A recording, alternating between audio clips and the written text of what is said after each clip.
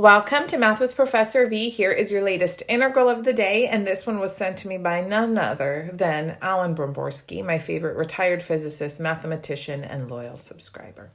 So we have indefinite integral of 1 over the square root of x plus the square root of x dx. So pause the video if you want to try it on your own first. This one, buckle up. We've got some twists and turns to take here.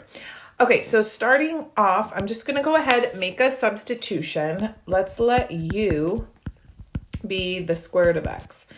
And then squaring both sides, I'll get u squared is x. So then 2u du is equal to dx. So now we can rewrite this integral all in terms of u.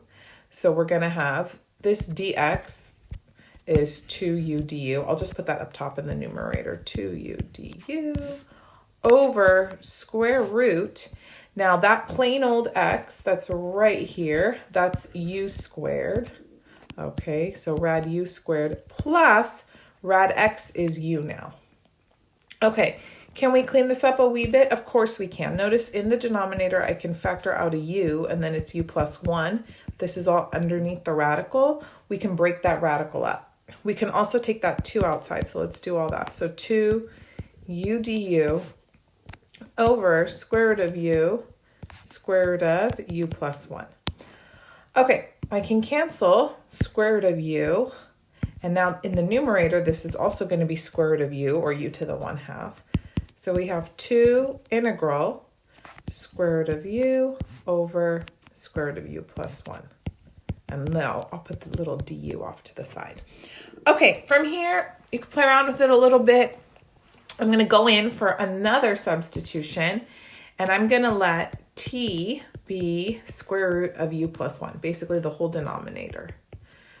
Okay, so let's see. T squared would then be u plus 1, so 2t dt is du.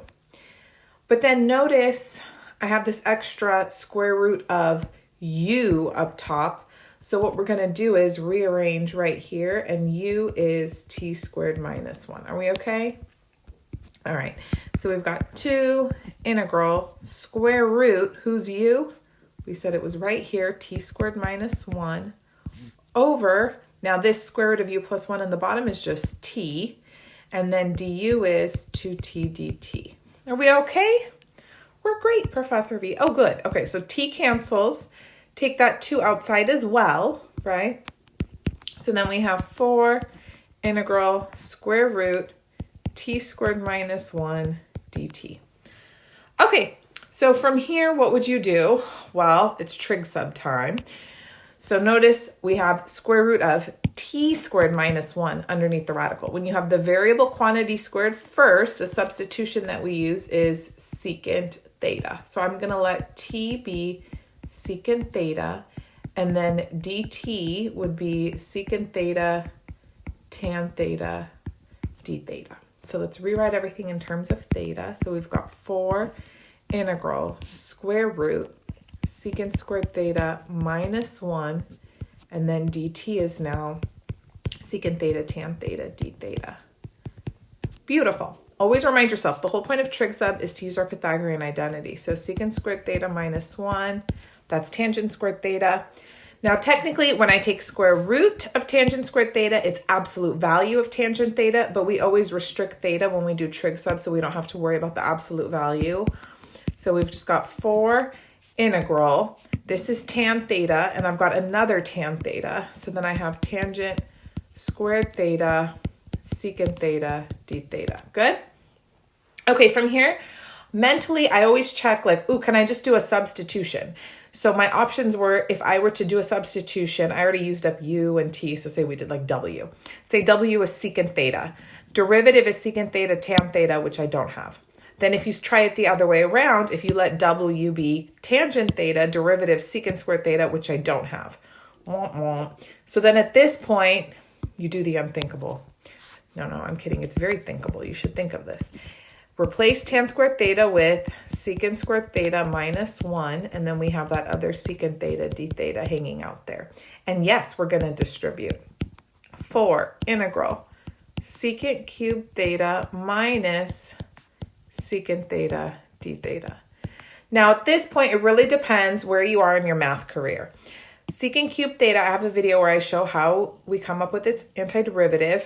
It's done using integration by parts, and it boomerangs. Not because you do integration by parts twice, but because you use a trig identity. I think if you're a serious math student, I would just memorize the antiderivative of secant cube theta so you don't have to go through the process every single time.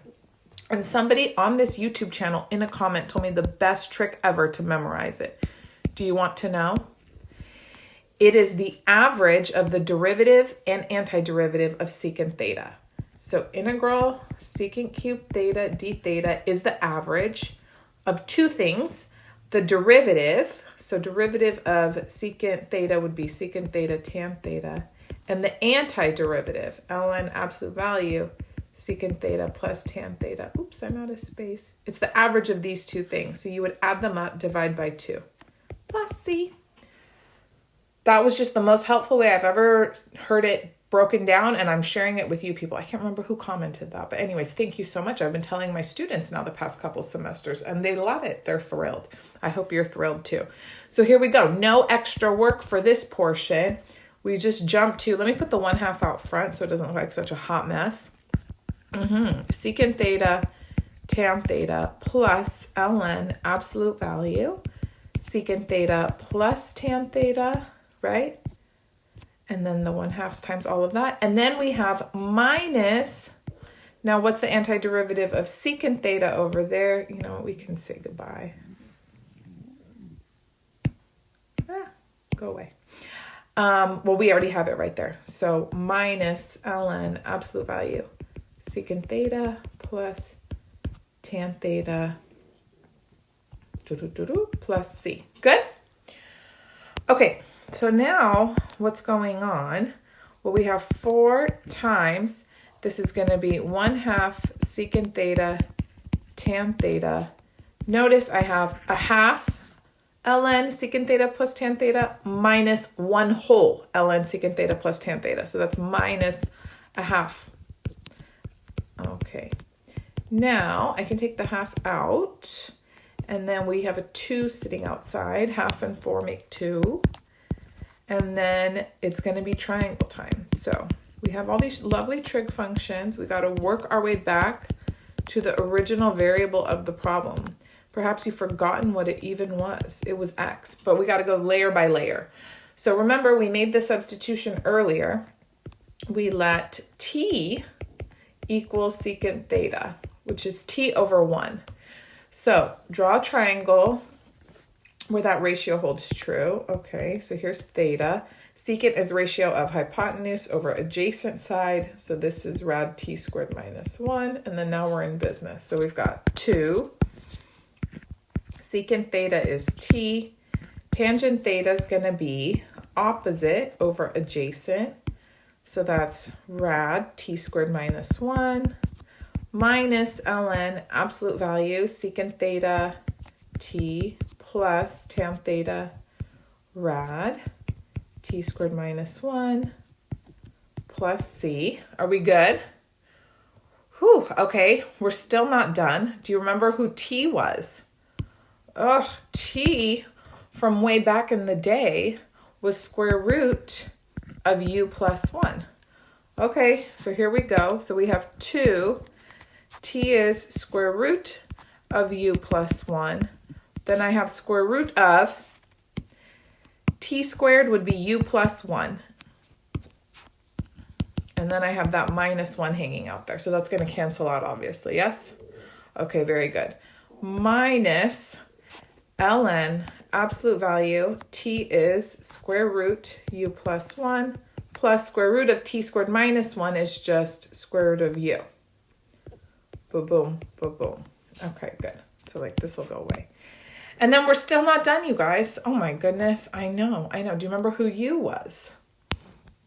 U was square root of x. Very good. Okay, so here we go. So 2 times square root of, yeah, you're going to have u is rad x plus 1, and then you have square root of x. Don't freak out. We'll clean it up in a wee bit. minus ln absolute value square root of u plus 1 would be square root of x plus 1 plus square root of x, which nothing's going to be negative, so I don't need to keep absolute value in my final answer, plus c. Okay, one more thing. You see how these are both underneath a radical? We can combine them. So we have square root of x plus 1 times square root of x, and distribute. It'll clean up ever so nicely. So we have 2 times square root of rad x times rad x is x plus rad x. Ooh, that looks good. Minus ln, you can't do anything because these are being added together. So they're just going to hang out like this, kind of ugly. Sorry. Square root of x plus 1 plus, we could put this as 4th root of x if we want. If you don't want, that's fine too. There we go. There's the final answer. Boom. Now, Alan's solution involved inverse hyperbolic cosine, which I know not all courses cover those, but should you have used it, then this could be written instead as inverse hyperbolic cosine of the square root of the square root of x plus 1. Good? Okay. So that concludes this integral of the day. I'm sure some of you will take a totally different path, and I'd love to know what they are. So please let me know in the comments down below how you solved it, especially if you solved it differently. Thank you guys so much for your support. I am cooking up a video on scalar projection, vector projection, orthogonal projection. I already have videos on those topics in the Calculus 3 video lecture series, but I've been asked by my students to make one that really just breaks down conceptually, like, what is it? What is going on? What do they represent? So that should be posted soon. So that means you need to have your notifications on so you don't miss out. Don't forget to give the video a thumbs up, subscribe if you haven't already, and follow me on Instagram and TikTok, Math with Professor V. Bye, guys.